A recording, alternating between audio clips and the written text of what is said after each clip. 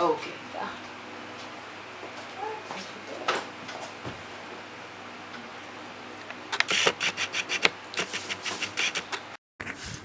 Hello everyone and welcome to the network. My name is Malefe and today I'm here with Chichi and Precious. And we are going to be talking about xenophobia in social spaces. So the first thing that I really want to talk about is language. And I think that in South Africa, especially with like 11 11 languages, official languages, and there's among South African Black people, there's this sense of familiarity when it comes to language. It's almost like it's the one thing that the white man can't take from us. We can whisper about him on the sides, and English is associated with not being black. So when people perceive other when people see or encounter anyone who speaks English, it's almost like their response is aggressive and attacking, because I guess they are like thinking of the whiteness. Past. They're associating any type of history. English with whiteness. So how do you guys respond to such aggressive reactions when all you're doing is just speaking the language that you were raised with, just as they are? Well, actually, this happens very, very often. It's just very often. Even like when people greet, they just automatically just do it in their native language. And so I always just respond hi or hello. And especially like when I was working in retail, so like 2 years ago, I was working in retail and dealing with customers. They get really angry, like if I respond in English, because that's the only language that I don't know any South African languages, so it's just English. And they'd become very aggressive, very verbally abusive, very mean, very rude, like, almost like to your face like this, like telling you, no, it's not right. You must speak our languages. Where are you? You're here in South Africa. Where do you think you are? You think this is what? So I've just learned to just not respond. Like when they go off like that, I just, I just don't react. Yeah, but it actually does hurt. It really does hurt, because sometimes the things that they say very, very mean and unnecessary. Like they don't understand that. Okay, growing up, I wasn't in an environment where my parents, the people who raised me, they didn't speak any South African languages. The languages that they spoke were from their own country. So how do you expect me to understand, like Zulu? Like how? It's just like, for me, I mean, I just ignore, because it happens so often where I'm just like, oh, okay, here we go again, and then sometimes you try to explain to them that no, but actually I'm not from here, and then they're like, okay, but so then, what? You're still here, so you must learn. No, I just respond like back in English, because it's not my fault that my parents didn't like teach me those languages. My mom like spoke, but like I didn't learn, because I wasn't like in the learning process. She speaks, but there's difference between learning. She didn't teach me like. So I take it. I don't take it well, but I'm chilled with it. I'm fine with it. A friend of mine was saying that, so she's from Zambia. She said that I've never met a South African that is not xenophobic. And it's so easy for South Africans to be like, no, but we went through apartheid, so we can't be anything, we can't be prejudiced. Yeah. It's so easy to just block out. There's a huge defense that comes with it, and I don't quite understand it. So I think that we are, as South Africans, we are taught to be xenophobic. And it's so easy to just fall into it. It's almost like white people are taught to be racist. We're taught to speak like this from people around us. You see it from how your parents react to the gardener from Malawi, or how like in schools, and how the South African girls will sit together, and then the non-South African girls will have to go sit with the white kids, because the South African girls only speak vernac in their circles. So it's an active exclusion of foreign nationals. like I have friends like where like my school that I used to go to, my friends were like Tswana, Spedi, like the local languages, and like I'm English and everything, so it was hard for me to like adapt to that like environment. So yeah, so it was hard to adapt to all of that because like just imagine having a lot of people speaking different languages and you're like the only English one. How do you understand when they're talking about you, what they're saying about you? Yeah, so it was difficult. A friend of mine in high school, she came in grade 9. And as we were in grade 8, and we were like, ha ha ha, no, all of us are just Donna, and I'm Speedy. So we only spoke Vernac, and it's per girl. And for the first year, I remember I said, dude, why were you so quiet in grade 9? And she was like, because I didn't know what you guys were saying. Yeah. And I was like, what do you mean? And she was like, I didn't know. You guys would speak Vernac all the time. How would you, well, like, what am I supposed to do? I can't understand you. And I was like, oh my gosh, it's so easy to just run off. So you almost don't want to be yourself. Yeah. Because now you're holding back, and maybe you're afraid to say, you know, just because you don't want that reaction.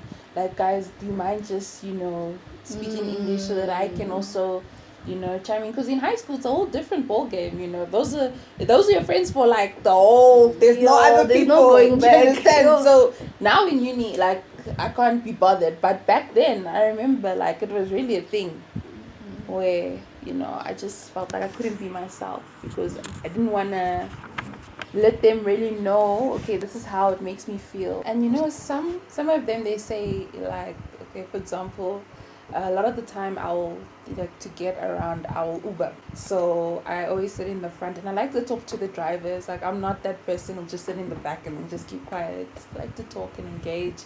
And this happens like very often where, you know, I'll ask, they'll say like most of the clients that they get, it's foreigners and da-da-da-da.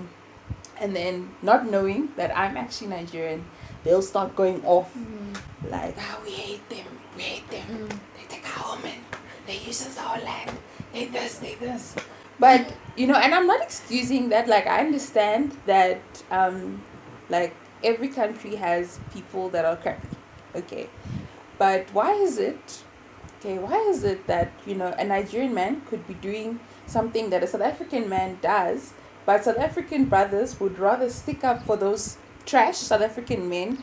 But if it's a Nigerian guy, then we hate them. We hate all of them, actually. Not just that, you know, the bad ones. We hate all, and you guys are all the same. But if it's a South African person, they want to try and understand. They want to this, they want to this. He's not like that. I know him. He's, you know. I think it's also the fact that, like, the South African men are... They seeing another South African man, it's kind of like seeing themselves. I think that's a big problem. It's that when you see another foreign South Africans, when they see foreign nationals, they see someone so far from themselves, and I think, and so when someone's far from you because they're so different from you, because their background is different from you, is immediately some sort of enemy. And that's a big problem. Yeah, that's a very big problem. Economically, we all know that economically South Africa has been for a long time well off of the African countries. Now, let's just, like, when it comes to the percentage of that income in black people, it's so minute, it's not even to talk about. But that pride of having white people in our country who own the currency has distorted how South Africans view other nationalities when they too are just as poor, or you know, just as, you know, without so money. Now they feel like with the little that we have, now we have to share it with these foreign nationals. Do you understand? When already it's so tough here. You guys are taking all the jobs. You're taking out women. You're taking out like so much. But actually, we're not the problem. Yeah. Like, we should not be fighting each other. 100%. Because at the end of the day, like, I don't know what I was reading somewhere, but there were basically, it was like percentages of, okay, so the percentage of white people, the percentage of colored, Indian, and then like the percentage of wealth that they have. So, like, white people in South Africa, they're the smallest, I don't know, group. Right? But then they actually own the most the most money, most, So why can't we tackle the bigger problem? Why is it now, like me, okay, I can use it, like my uncles, my dad, so many, like family friends. I know that these people, they're not into the illegal things, right? But because of some that I'm not, I'm not condoning, I'm not turning a blind eye, but why is it that a few can now speak for all? Do you understand? Like, there are honest people out there who are literally just trying to support their families, get them through school, their kids through school, get them to uni, and just live a regular life. Do you understand? So why now are we targeting hardworking people instead of actually targeting the crooks? Do you understand? Because me, like, I can speak about this for almost, basically since we were in primary school. When I was in grade 7, that was the first xenophobic attack. It happened grade 8, grade 9, grade 10, every year since then. I'm now graduating this year. Literally, on my dad's store, every year there's been like an attack, a xenophobic attack, where they break the store, they break in, they cut pipes, they take the stock, they steal, they loot.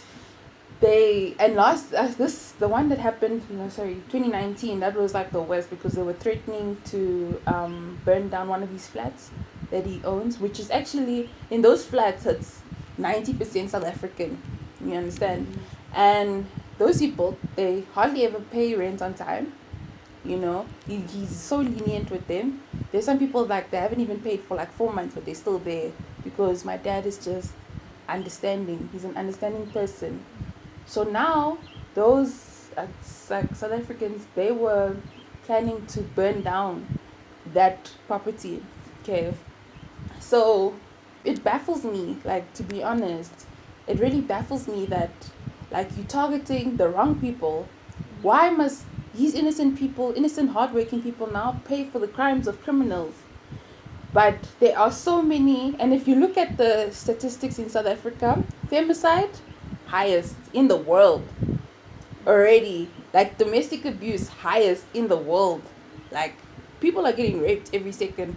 South Africa has the highest crime rate, like one of the highest crime rates in the world. So crime is nothing new. That's what I'm trying to say. Crime is nothing new, but now, because there are some foreign nationals that participate in these illegal acts, now it's like we the ones, like, why this country is where it is today. But these things have been happening, and probably you've got people in your family that are doing the same things, but you turn a blind eye to them. But us, and I know for a fact that, we good people, we don't do illegal things, but now we affected. Make it make sense. Like, really, I understand.